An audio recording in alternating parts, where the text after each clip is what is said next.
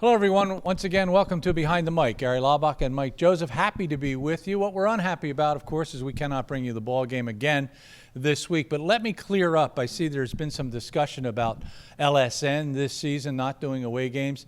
We cannot acquire the rights from those schools that we play on the road. And because we cannot acquire those rights, we cannot do the football game. So it has nothing at all to do with anything else except that they just won't allow us to come. Everybody has a new way of getting the games on the air, and they don't want the competition. They want all eyes on their broadcast. The same thing is the case this week as the ball game against Lafayette Monmouth, taking on Monmouth. That ball game will be on ESPN3.com. So tune into that ball game at 1 o'clock on ESPN.com, ESPN3.com. All right, usually I like to talk about the opponent first, but today I want to talk a little bit more about Lafayette first. As they're coming off a William & Mary game, 30-17, I don't think it was as bad as that score was, and in fact, I think there are a lot of positives to take out of that ball game. Take away the third period, and maybe we have a lot of positives to talk about, but Mike, turnovers really hurt us. We got up. We were playing good defense. The turnovers kind of took the wind out of our sails in the third quarter. Yeah, absolutely. And first of all, who wouldn't want to see you and I on TV? It just doesn't make any sense. My wife.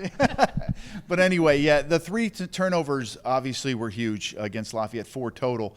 But the way they happened, 3 consecutive turnovers on 3 consecutive second half possessions were something that did Lafayette in. There were other issues, obviously, in the game, not being able to contain the quarterback, Hollis Mathis, but being able to, not being able to stay on the field and get the ball out of your own territory, creating those short fields, always difficult, especially when you're playing a team as good as William & Mary, CAA teams like that. We talked about explosive quarters. We saw Villanova put it on to Colgate in an explosive second quarter. Air Force did the same thing again to Colgate in that second quarter, 28 points. So these are the avalanches that you have to try to avoid. Now Lafayette's going to take on Monmouth. I thought offensively they did some really good things. I really liked the way they moved the ball on the ground. I liked the way they moved the ball in the air.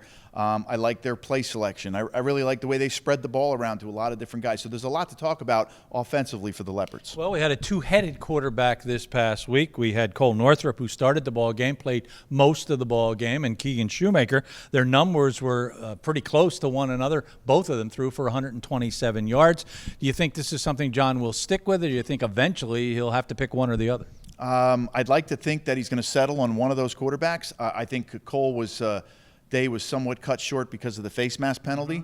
I thought Cole was moving the ball. At one point, he was 8 for 12. He ran for a touchdown. The thing that Cole gives you, and I think Keegan both give you, is the ability to escape the pocket and run. And that adds a completely different dimension if you're a defensive coordinator. The worst thing you can see is a quarterback that not only can throw it and stay in the pocket, but escape the pocket and gain yards and pick up those first downs, and something that we'll see Kenji Behar do.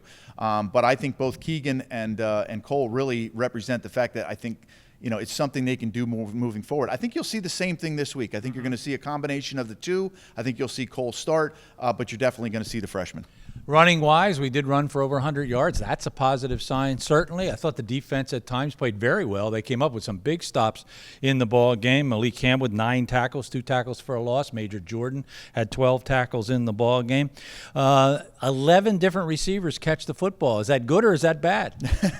It means a lot of guys are getting on the field, and some of the freshmen stepped up and made big plays. I'd like to see the ball get to number 6, Pearson, a little bit more off. Remember, in this game last year, he had, I think, 6 catches for over 100 yards. So he has to be involved. He is that deep threat. He did catch a touchdown that they called back because of a holding call. But one play later, you saw Keegan Schumacher hit John Gay, and John Gay's going to be an explosive player. You see the speed he has. It's balanced with the power running of Selwyn Simpson.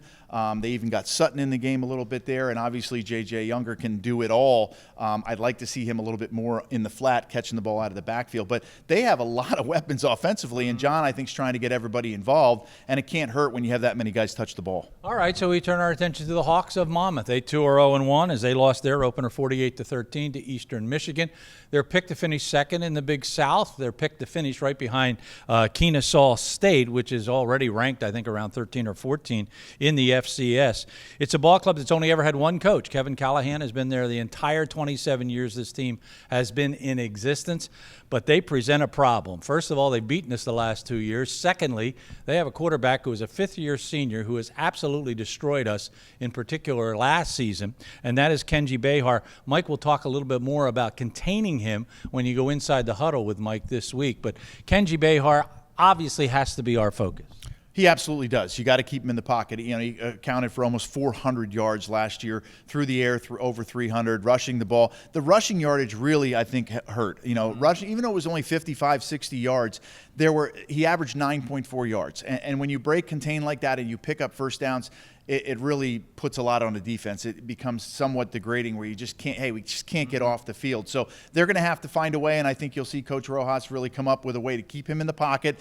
I'd rather see him throw the ball from the pocket 40 times than get away and run the ball 6 or 8 or 10 times. So keeping him in front of him, allowing him to throw the ball down the field, and remember, they graduated a few really, really good receivers and some offensive linemen. So keeping him upright is going to be their focus, and maybe we can play some good coverage and then keep everything in front of us. The problem with the kind of quarterback that Kenji Behar is that you need somebody to spy on him. You need to take a guy, and this is a team that has 2 preseason all-conference running backs. So you lose one of those potential tacklers. They give the ball to Pete Guerrero and Jawan Fari. Both of them had great seasons last year, so they're going to be problematic. They've got an excellent wide receiver in Lonnie Moore, 3 starters back on defense. So this is going to be a tough team. They've beaten us two years in a row. Yeah, absolutely. 2 years ago down at Monmouth, it was Guerrero who kind of put it to us. He had a couple long runs. We were in the game in the first half again, very close, and then Guerrero took over. He's a speedster. He's a track kid. Remember, he only started playing football as a freshman here.